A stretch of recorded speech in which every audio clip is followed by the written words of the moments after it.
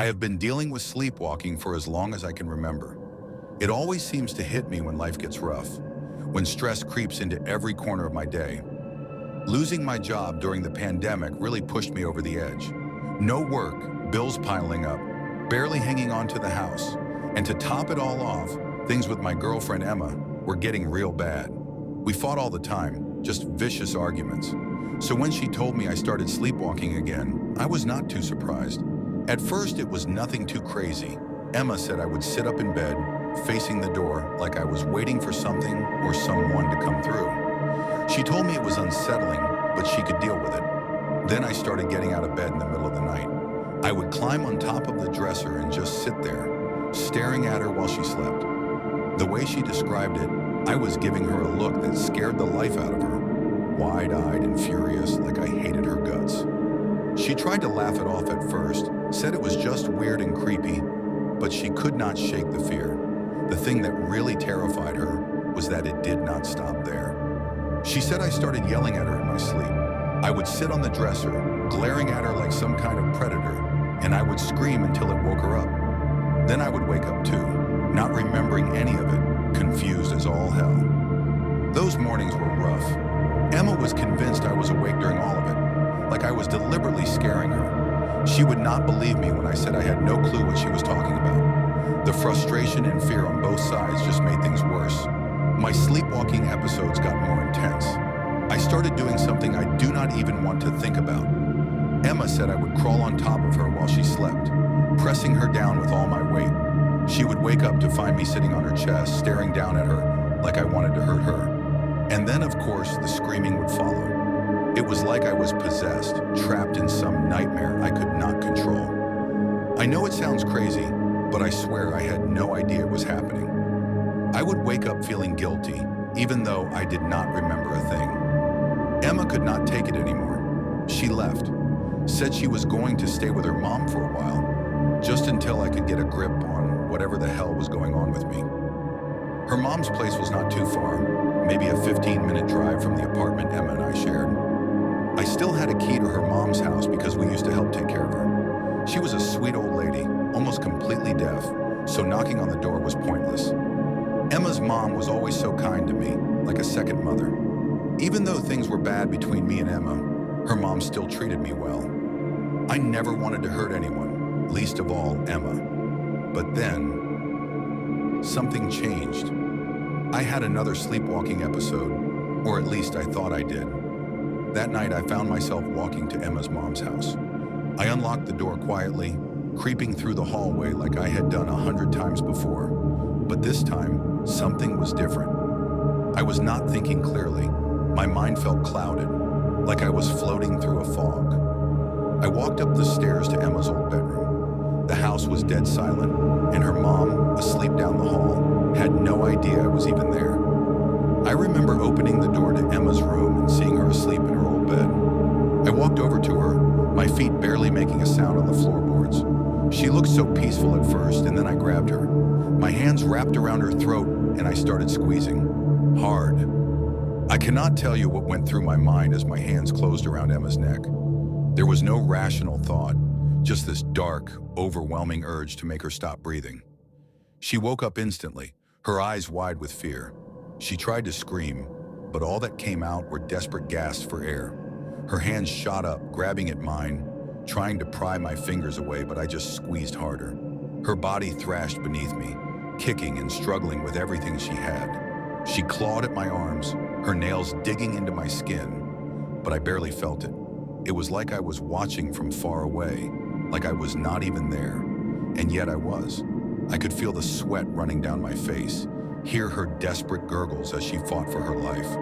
The room was dim, but I could see everything. The way her face turned red, then purple, the veins bulging in her forehead as she fought for breath. I do not know how long it lasted.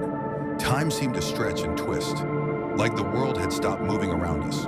But eventually her body started to slow down. The kicks got weaker, her arms stopped scratching at me. I watched as the life drained from her eyes. That fear, God, that fear was burned into my brain. I will never forget how it looked when she realized this was it, when she knew she was going to die. Her hands fell limp, and her body went still. That is when it hit me. The fog in my brain lifted, and I realized what I had done. My hands were still around her neck, but there was no more fight left in her. She was gone, and I was not asleep. I had never been asleep. I stumbled back, crashing into the dresser behind me. My chest felt tight, like I could not breathe, and my stomach churned with this sickening realization. I wanted to scream, but the sound was stuck in my throat. How could I have done this? How could I have killed her? Emma, the woman I loved, the one I promised to protect. Now she was lying there, lifeless because of me. My hands were shaking uncontrollably as I looked down at her. The marks from my fingers were still visible on her neck, dark bruises already forming. Her eyes were open, staring up at nothing, and her mouth was twisted in this horrible shape, like she had been frozen in that final moment of terror. I could not bear to look at her anymore, but I could not turn away either. My legs felt like jelly, and I dropped to my knees beside the bed, staring at the ground, trying to make sense of what had just happened.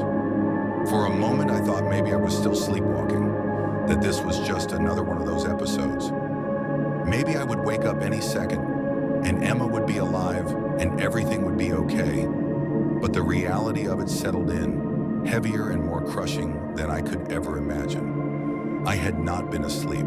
I knew exactly what I had done. And the worst part was, some part of me wanted to do it. That anger, that rage that had been building up inside me for months.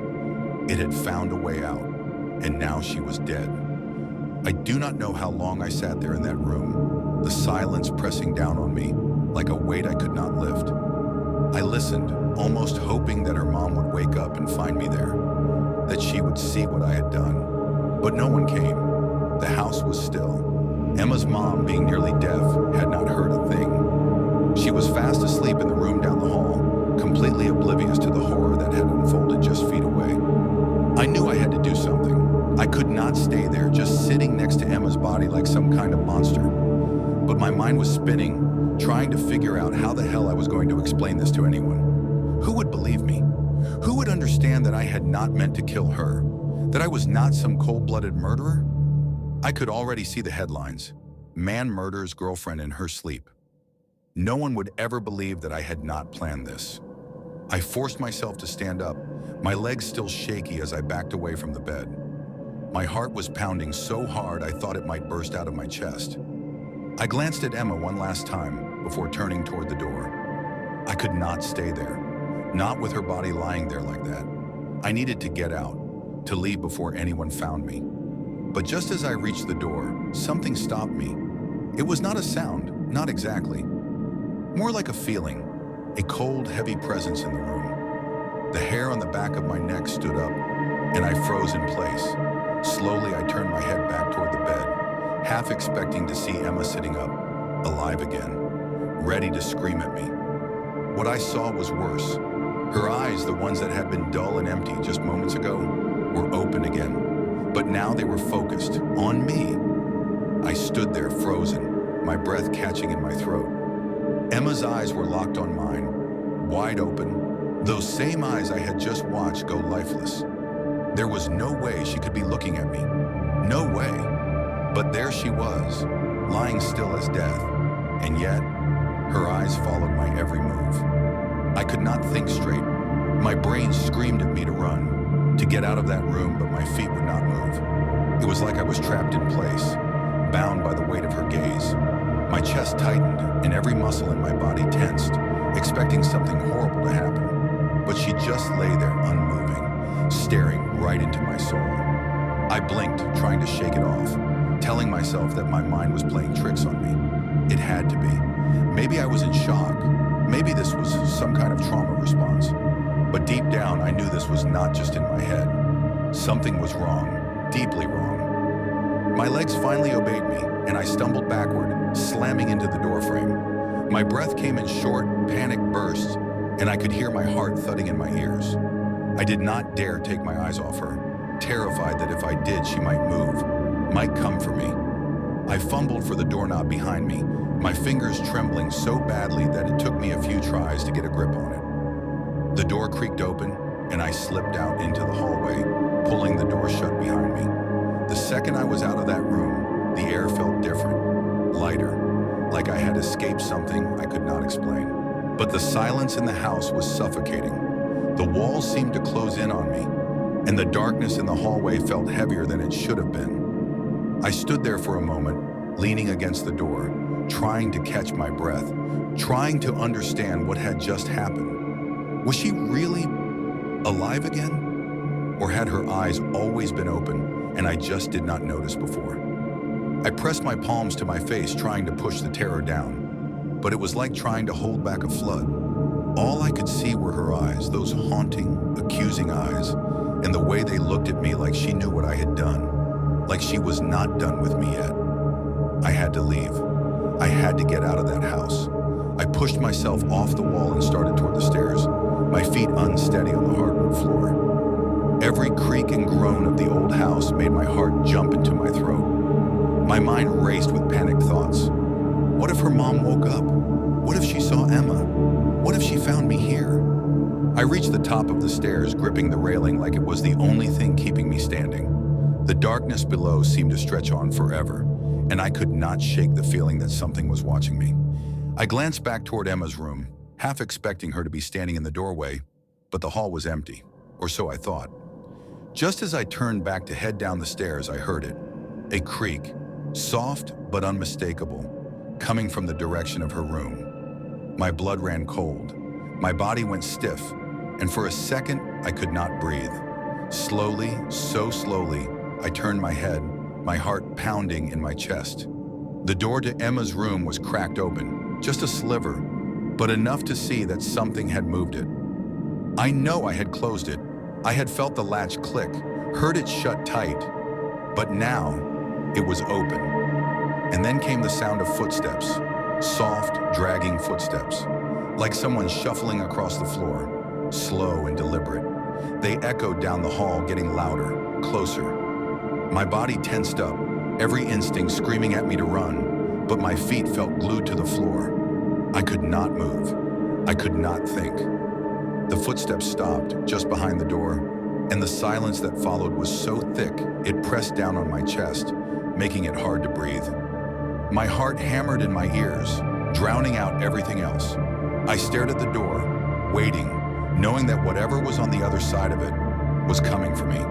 The door creaked open just a little more, and my body moved on its own. I turned and bolted down the stairs, my legs carrying me faster than they ever had before. I practically flew down the steps, skipping 3 or 4 at a time, my hand barely brushing the railing as I ran. My feet hit the floor at the bottom, and I stumbled, crashing into the wall. I caught myself, breathing hard, my chest heaving as I scrambled for the front door. I fumbled with the locks, my fingers trembling so badly that I could barely get the deadbolt to turn. The whole time I kept glancing back over my shoulder, expecting to see her standing at the top of the stairs, or worse, right behind me. But there was nothing, only the darkness and the eerie silence of the house. Finally, the lock gave way, and I yanked the door open, bursting out into the cool night air. I stumbled onto the front porch, gasping for breath, my whole body shaking. The cold hit me like a slap, but it did not calm me down. Nothing could, not after what I had just seen. I ran to my car, the keys shaking in my hand as I struggled to unlock the door. I threw myself inside, slamming the door shut behind me. My hands were trembling so badly I could hardly get the key in the ignition. But finally the engine roared to life and I peeled out of the driveway, tires screeching as I sped away from that house. I could not stop shaking. My mind was racing, trying to make sense of what had happened. But no matter how hard I tried, I could not get rid of the image of her eyes. Her cold, dead eyes watching me, following me. And I knew, deep down, I knew, this was not over. I drove through the night, my hands gripping the steering wheel so tight my knuckles turned white. The road was a blur, the headlights slicing through the darkness as I sped away from Emma's mom's house. But no matter how far I got, no matter how fast I drove, the fear stayed with me, gnawing at the edges of my mind. The image of Emma's eyes, those lifeless, dead eyes, burned itself into my thoughts, like it was seared there, impossible to shake. Every time I blinked, I fight the urge to scream. I had never believed in ghosts or anything like that. But after what had just happened, I did not know what to believe anymore. What I did know was that I had killed her. My hands had ended her life. And yet, something was wrong. I could feel it in my gut. I had seen her die. I had felt her stop breathing beneath my hands. But those eyes, they were not just empty. It was like she was still there, still watching me. I do not know how long I drove, but eventually the city lights started to blur together. My eyes were burning from the lack of sleep, my body trembling from the adrenaline that was slowly wearing off. I needed to stop, to pull over and get myself together. I found a gas station on the edge of town, the kind of place that stayed open all night but was dead quiet at this hour. I parked the car by the pumps, but I could not bring myself to get out. My heart was still pounding, my mind racing with everything that had just happened. I sat there for what felt like hours, staring blankly out the windshield, trying to process it all. I kept telling myself it was just a nightmare, a bad dream I could not wake up from. But deep down, I knew it was real. Emma was dead. I had killed her with my own hands, and whatever had happened in that house was just the beginning. I needed to figure out what to do next. If I went to the cops, how was I going to explain it? I could already see the headlines. Man kills girlfriend in sleepwalking episode. No one would believe me. They would think I had planned it all along, that I was some kind of monster, and maybe I was. Maybe something inside me had snapped, and that was why all this was happening. But that did not explain the look in Emma's eyes after she died. There was something more to it, something that did not make sense. I could not explain it, but I knew it was not just in my head. I had felt it. I had seen it. The way she had looked at me, like she knew I had done this to her, like she was still there, even after her heart had stopped. I had to know what was going on. I could not just run away from it. And yet the thought of going back to that house, of seeing her again, made my blood run cold. But I knew I could not avoid it forever. Eventually, I forced myself to get out of the car. The cool night air hit me like a shock, and I rubbed my hands over my face, trying to wake myself up. I needed to clear my head. I walked into the gas station, the fluorescent lights buzzing overhead as I grabbed a bottle of water from the cooler. The cashier barely looked at me as I paid, but I could feel my own paranoia creeping in, making me wonder if he could tell something was off about me. I stepped back outside and leaned against the car, taking a long drink of water and trying to calm down. The silence of the night was unnerving, and I could not help but glance around, half expecting to see something or someone lurking in the shadows. Suddenly, my phone buzzed in my pocket. The sound made me jump, my nerves still on edge. I pulled it out and saw that I had a message. It was from Emma's mom. I almost dropped the phone. How could she be texting me now? Did she know? Had she found Emma? My fingers trembled as I opened the message, my heart pounding in my chest. "Come back, we need to talk." That was all it said. Simple, director. But the words sent a shiver down my spine. How could she possibly know? I had left the house before anyone could find out what I had done. My first instinct was to ignore the message, to get in my car and drive as far away as I could. But something about the way the message was worded pulled me back. It was not just a request, it was almost like a command. There was no panic in it, no desperation, just certainty, like she knew I had no choice but to return. I stared at the screen, my mind spinning. Maybe she did know. Maybe she had found Emma's body and was waiting for me to come back. Or maybe it was not her at all. The thought sent a cold chill down my spine. What if it was Emma? What if she was still in that house waiting for me? I shook my head, trying to push the thought away. That was crazy. I was losing it. Emma was dead. I had seen it happen. But no matter how much I tried to reason with myself, that feeling of dread kept growing. I could not stay away. I knew that. I had to go back, had to face whatever was waiting for me. My hands tightened around the steering wheel as I started the car and pulled back onto the road, heading toward the one place I least wanted to return to. As I drove, the road ahead seemed to stretch on forever, the dark trees on either side closing in like walls. The further I went, the more it felt like I was driving into some kind of trap, but I could not turn back. The message from Emma's mom, if it even was from her, pulled me forward, like an invisible force guiding me back to that house. By the time I reached the neighborhood, the streets were completely empty. The houses sat in eerie silence, the windows dark, the whole world asleep. I parked the car down the street from Emma's mom's house, my heart pounding in my chest as I stared at the dark silhouette of the house. I could feel it.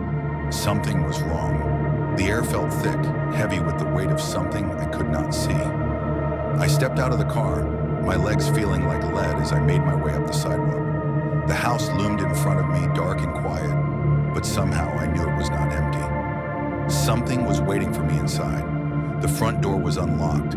I did not even have to use my key. It swung open with the slightest push, the hinges creaking softly as I stepped inside. The darkness swallowed me whole, and for a moment I stood there in the entryway, listening. The house was silent, too silent. "Mrs. Johnson?" I called out, my voice barely more than a whisper. No answer. I took a step forward, the floorboards creaking under my weight. My hand reached out for the light switch, but when I flipped it, nothing happened. The lights stayed off. That was when I heard it. The creak from upstairs stopped me dead in my tracks.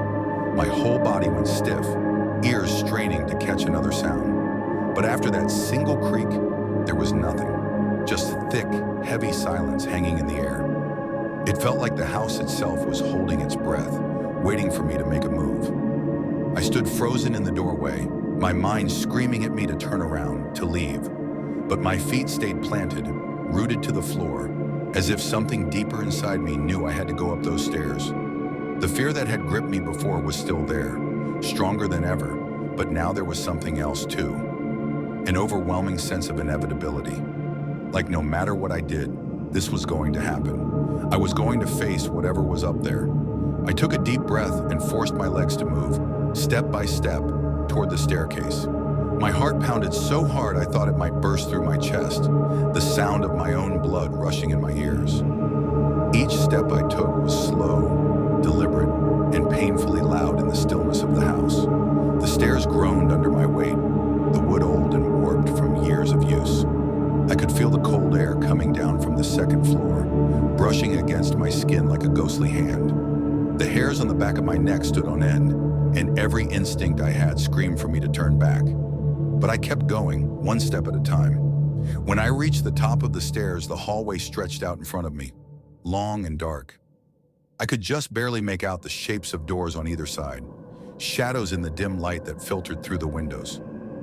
Emma's room was at the end, the door slightly ajar, just like I had left it when I ran out of here before. The sight of that door sent a chill down my spine. That was where it had all started, where I had killed her.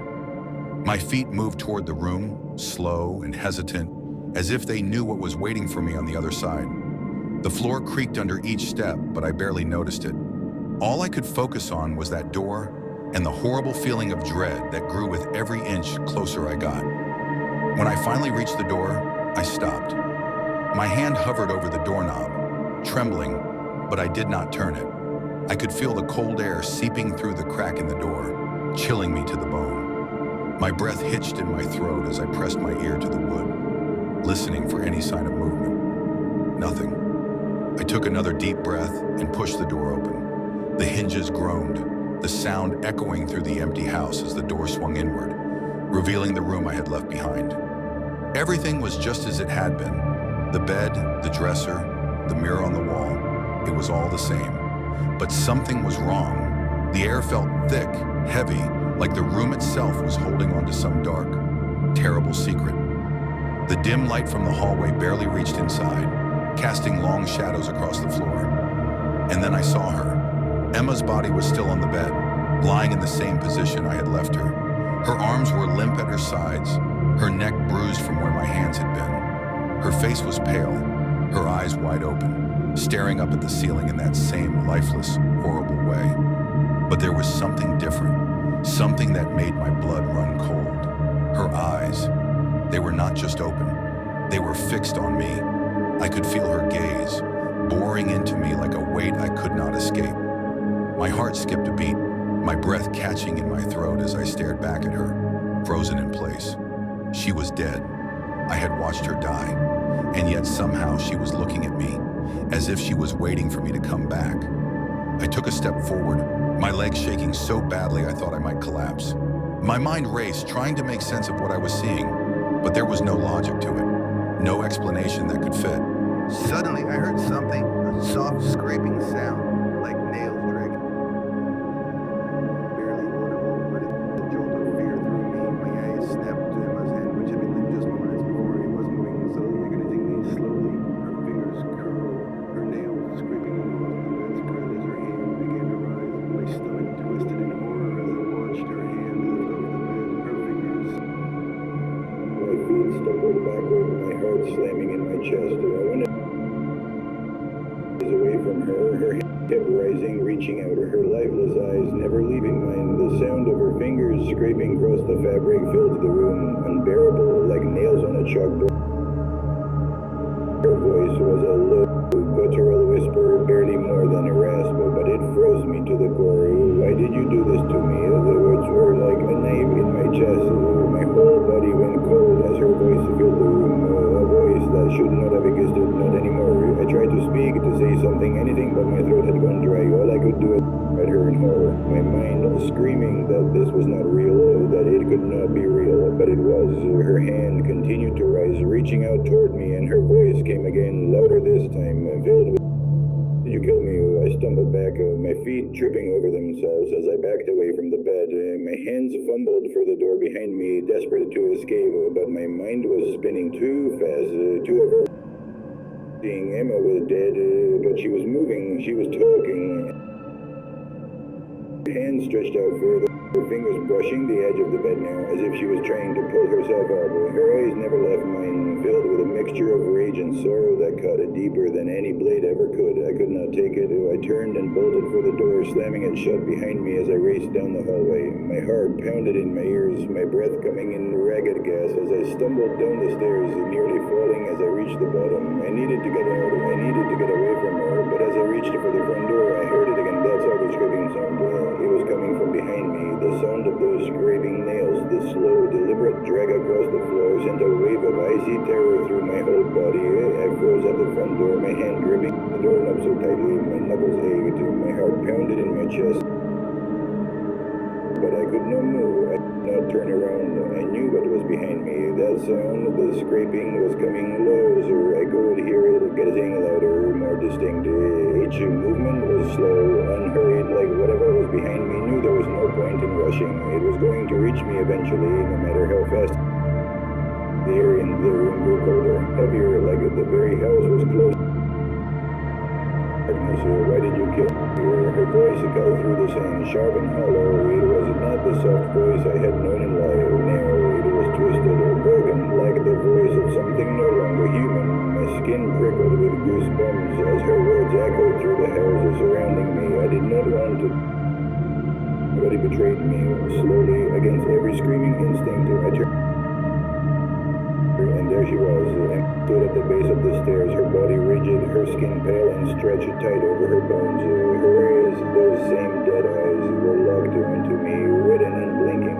But what chilled me to the core was the way she moved. Her arms hung limply at her ears, but her legs, they dragged the floor. Each step was a deliberate effort, like she was struggling.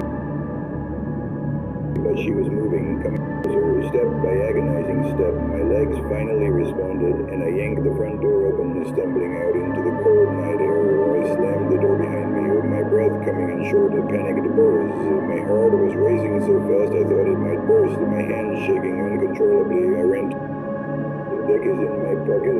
The silence of the night pressed down on me, but I knew she was still there, inside the house, waiting.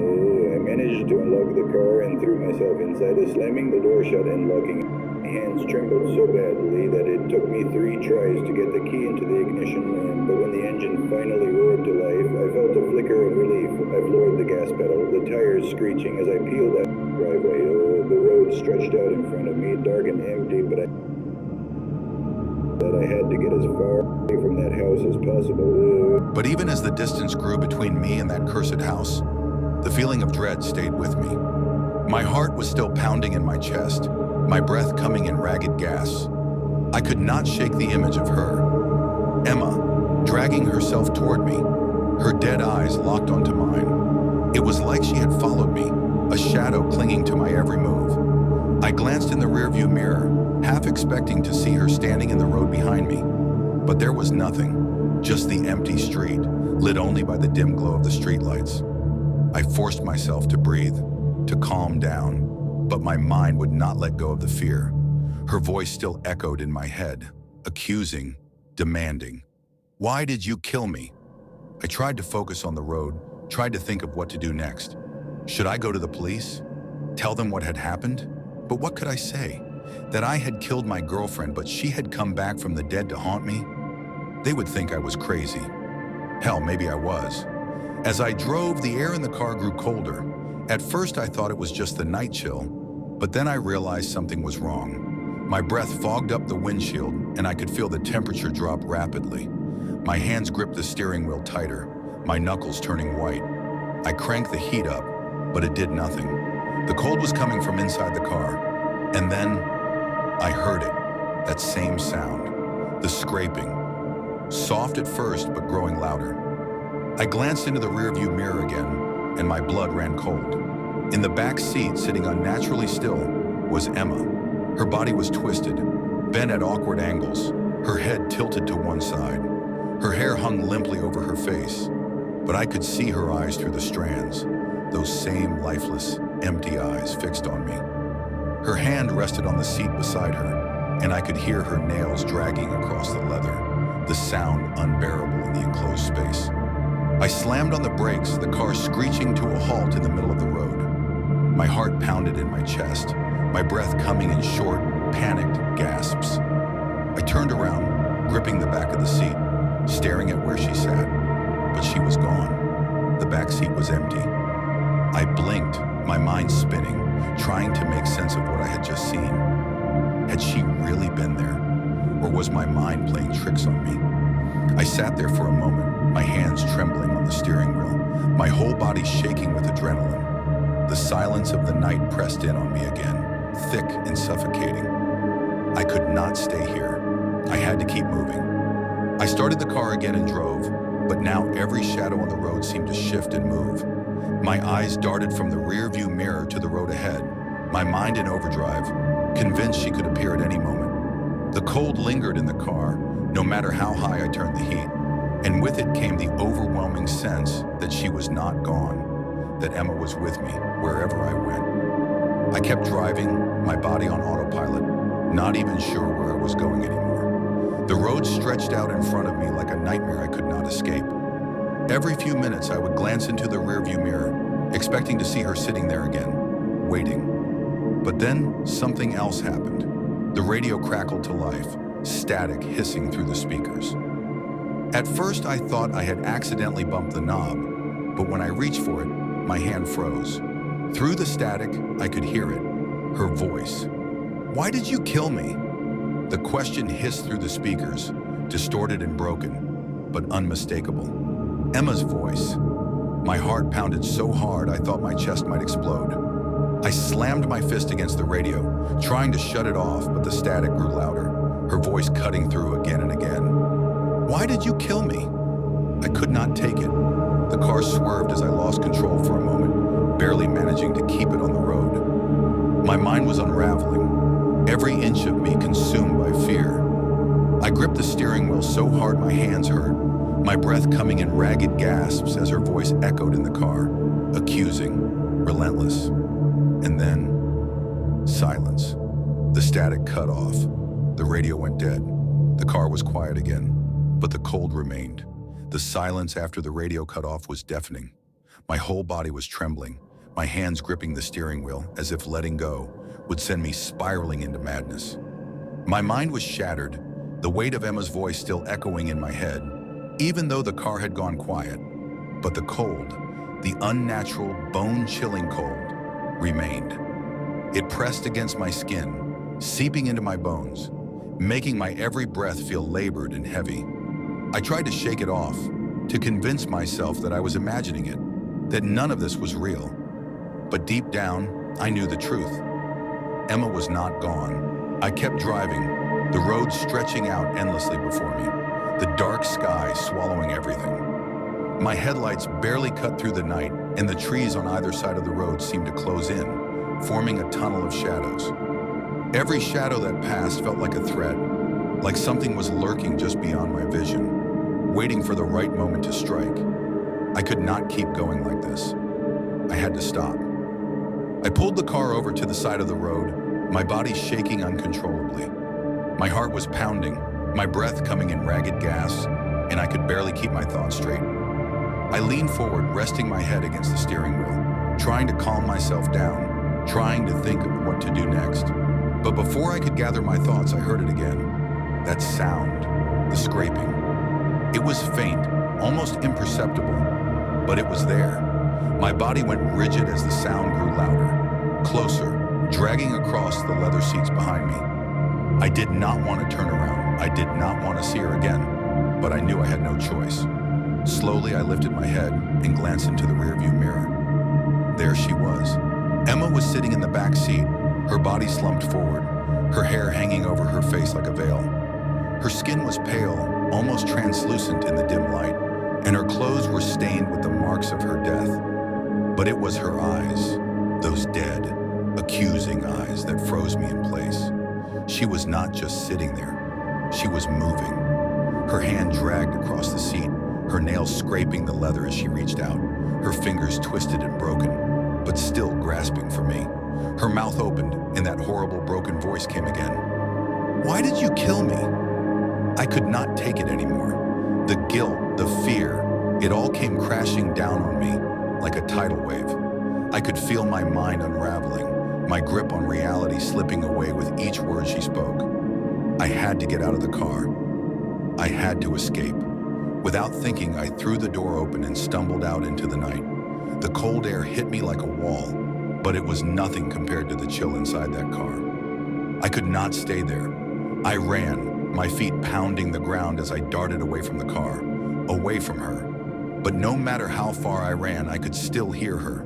That voice, that awful, relentless voice following me, chasing me through the darkness. "Why did you kill me?" I ran until my lungs burned, until my legs felt like they would give out. The road disappeared behind me, and the trees became a blur as I pushed forward, desperate to escape. But the voice was always there, whispering in my ear, growing louder with every step. "Why did you kill me?" I stumbled, my feet catching on something in the dark, and I fell hard onto the ground. The cold earth bit into my skin, the pain sharp and immediate, but it was nothing compared to the terror that gripped me. I rolled onto my back, gasping for breath, and that was when I saw her. Emma was standing over me. Her body was twisted, broken, her neck bent at an unnatural angle, her hair hanging over her face in tangled strands. Her eyes, those hollow, lifeless eyes, stared down at me with an intensity that made my blood run cold. She moved slowly, deliberately, her feet dragging across the ground as she came closer. I tried to scramble backward, but my body was frozen in place. I could not move. I could not scream. All I could do was watch as she approached, her hands reaching out for me. "Why did you kill me?" Her voice was low, a rasping whisper, but the words hit me like a hammer. My chest tightened, my heart racing as the guilt, the fear, the horror of what I had done crashed down on me all at once. I had killed her. I had taken her life with my own hands, and now she had come for me. I wanted to apologize. I wanted to beg for forgiveness, to tell her how sorry I was, how much I regretted what I had done. But the words would not come. My throat was dry, my mouth locked shut in terror. Emma's hands were inches from my face now, her fingers curled, her nails sharp and jagged. Her breath came in shallow, raspy gasps, her mouth twisted in a grotesque imitation of a smile. "Why did you kill me?" Her voice was all around me now, echoing in my ears, filling the night. I could not take it anymore. The weight of her presence, the unbearable cold, the guilt, it all crushed me. "I did not mean to," I finally screamed, my voice cracking. "I did not mean to kill you." But she did not stop. Her hands reached out, her fingers brushing against my skin, cold as death. Her eyes, wide and unblinking, stared into mine, filled with a hatred that burned like fire. "I loved you," I whispered, my voice barely audible now. "I loved you, Emma." But it did not matter. Her hands closed around my throat, the same way mine had closed around hers, and I felt the air leave my lungs. Her grip tightened, the cold seeping into my skin, my bones freezing me from the inside out. My vision blurred, the world fading into darkness as her face hovered over mine, her eyes never leaving me. "Why did you kill me?" Her voice was the last thing I heard before everything went black.